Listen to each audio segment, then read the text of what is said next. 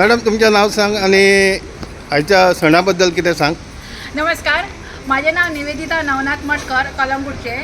आयज ही आमची वटपौर्णिमा आसा. वटपौर्णिमा म्हणजे कितें तर सावित्रीचें आमी हे पूजन करता, वडाची पुजा करता, सावित्रीचें व्रत करता. सावित्रीचें व्रत कित्याक करता तर आमकां अखंड सौभाग्य गावूंक जाय म्हणून.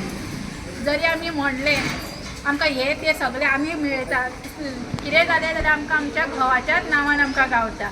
लग्न जालें की एक सवाशीण म्हणून आमकां एक आयडेंटिटी गावता आनी तीच आमी फुडें मुखार व्हरपाक जाय. ती आमची मरा पर्यंत आमच्या बरोबर आसूंक जाय. हे सौभाग्याचे जेणे आमचे वांगडा आसूंक जाय म्हणून आमी हें व्रत करता. वडाचीच पुजा कित्याक तर वड हो सगळ्यान व्हडलो ऑक्सिजन दिवपी.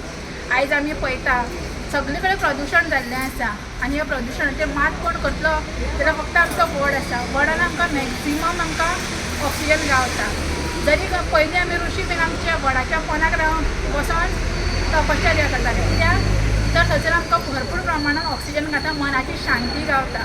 ह्या हेतून हे वडाचें पूजन करता आसा. वडाचें पूजन वर्साच्या वर्सा करता आनी आमी उपास धरता.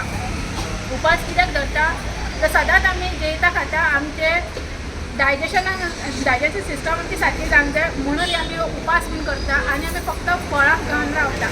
कारण जशें जशें ऋतू बदलता तसो तसो हिंदू धर्मान जे सण सांगले तेज्या प्रमाणे ते डायट आसता आमचो आनी त्या प्रमाणे आमी ते फॉलो करता.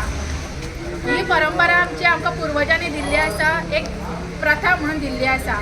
पण ती जर आमकां फुडें व्हरतली आनी ती जर आमच्या फुडल्या एका दितली जनरेशनाक दितली जाल्यार आमी साजरी करूंक जाय आनी ती सगळ्या भुरग्यांक फुडल्या जनरेशना पर्यंत पावोवपाक जाय.